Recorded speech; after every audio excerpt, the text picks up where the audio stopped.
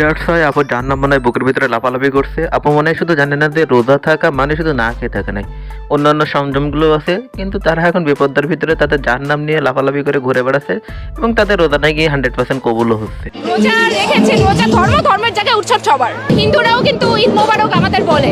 আমাদের এসব কনফার্ম জান্নাতি আপুরা মনে জানে না যে তারা কখনো আমাদের গরু কোরবানি দিতে আসে না। তারা ঈদ মোবারক জানাইতে পারে, বন্ধু বান্ধবদের জানাইতে পারে, তার মানে তাই না যে তাদের প্রতিমার সামনে দিয়ে আমরা পূজা করবো, তাদের রং খেলা নিয়ে আমরা আমাদের ট্রেন্ড হিসেবে চালু করবো। কয়েকদিন পরে তো এরাই বলবে যে ভাই এটা হলো আমাদের বাঙালির সংস্কৃতি। আসলে বাঙালির সংস্কৃতিটা কি সেটা এখনো এরা নিজেরাও জানে না। রোজা আছে অবশ্যই। কি মনে হয় রোজা কি হালকা হয়েছে এই ডান্সে? আমার মনে হয় না, কারণ রোজা থেকে সংযম করতে হয় ঠিক আছে, বাট মাঝে মাঝে আনন্দ করাটা ইটস ওকে। এই ভাইয়ের কথা শুনে আমার মনে হলো সে শরীফ থেকে শরীফা হয়ে যাবে কয়েকদিনের ভিতরে। ভাই কথা বলবি এটা ছেলেদের মতো কথা বল, মেয়েদের মতো কেন কথা বলতিস? আর সংযম করতে সংযম শব্দের অর্থটা কি সেটা কি তোরা জানিস নাকি? তোরা এখন ড্যান্স করছিস নাকি রোজা? ইটস ওকে, এটা আল্লাহ মেনে নিবে। ধর্মটা কি এত সহজ বিষয়? রোজাটা কি এত সহজ বিষয়? এটা তো আমাদের চারুকলা বা আমাদের ক্যাম্পাসের অনেক বড় একটা ট্রেডিশন, প্রত্যেক বছর হয় আর এই একটা দিনের জন্য অপেক্ষা করে থাকে আমরা। রং খেলা চারুকলা ট্রেডিশন হলো কবে থেকে সেটাই যায় না। এরা ভাই 2 দিন পরে সামনের বছর থেকে বলবে যে এটা বাঙালির ঐতিহ্য, এটা বাঙালির সবাইকে পালন করতে হবে, সরকারিভাবে ঘোষণা করা হোক, নাহলে শাহবাগ মোড়ে এরা আগুন দিয়ে পুড়িয়ে দিবে। আর ভাই এই আপু মানে সারা জীবন কাপড়ই পরে না, এই দিন শুধু শাড়ি পরবে, রং খেলবে, এটার জন্যই অপেক্ষা করে থাকে। তার পিতামাতার প্রতি তার কোনো দায়িত্ববোধ নেই, তার পিতামাতা মনে হয় তার খোঁজ খবর রাখে না, এই জন্য তার অন্যান্য দিনগুলো অ্যাজ ইউজুয়াল স্বাভাবিকভাবে ভালোভাবে যেতেই চায় না, এই দিনটার জন্য অপেক্ষা করে থাকে শুধুমাত্র। ধর্মের চিন্তার বাইরে অন্য যে কোনো সাম্প্রদায়িক বা যে কোনো চিন্তার বাইরে যদি আমরা চিন্তা করি, এটা আমরা আমাদের নিজেদের একটা উৎসব হিসেবেই আমরা আসি। আর এই একটা দিনে ভাই এদের ভিতরে ধর্ম বিদ্বেষী এমন এমন চিন্তা ভাবনা সৃষ্টি হয়ে গেছে, এরা জানে না যে রং খেলাটা হিন্দু ধর্ম থেকে আসছে। এরা কোন সম্প্রদায় থেকে কোন ধর্ম কোন উৎসবটা আসে সেটা এরা সঠিকভাবে জানে না।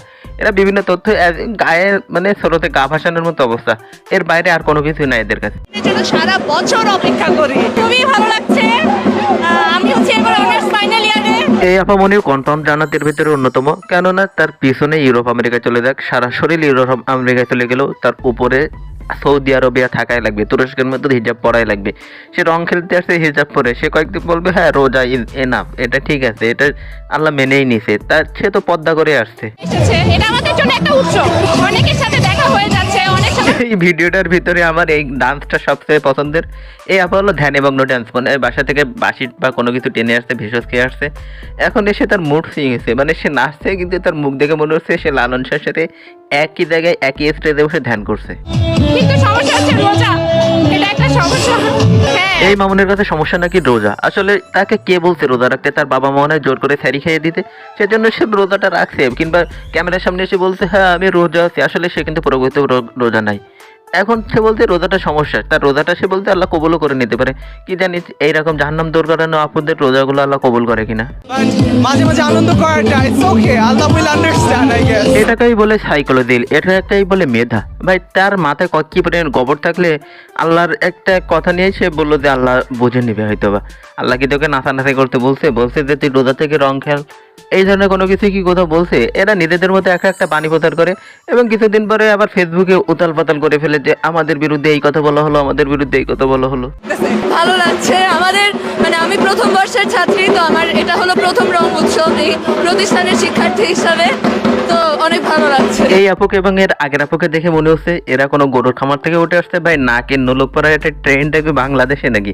না এটাও নতুনভাবে চালু হয়েছে, মানে কোনো গরু অবদ্ধ হইলে তাদের নাকে এই ধরনের শিকল দেওয়া হইতো, এখন এরা অবদ্ধ বলে মানে এদের পরিবার থেকে এগুলোই দেওয়া হয়েছে। এই নাচটাকে বলা হয় কালবৈশাখী নাচ, একবার উপরে একবার নিচে, তাদুই তাতে করে ডান্স। এদেরকে বলা হয় পাগলা ডান্স, লালন ফকিরের পাগলা ডান্সের অন্ধভক্ত এরা ভাই কোন জায়গা থেকে নাচতে এসেছে এরা নিজেরাও জানে না। আপামনি তো মধ্য বয়সেই চলে আসছে এখানে নাচ করতে। এই ড্যান্সটাকে বলা হয় টিকটকার ড্যান্স। আমাদের টিকটকের ছাত্রের টিকটকাররা অধিকাংশ এই ড্যান্সটা অভ্যস্ত। যা হোক ভাই, রং উৎসব কিন্তু বাঙালির কোনো উৎসব নয়, এটা হিন্দু ধর্ম থেকে এসছে, এটা একটা ধর্মীয় সাম্প্রদায়িক উৎসব।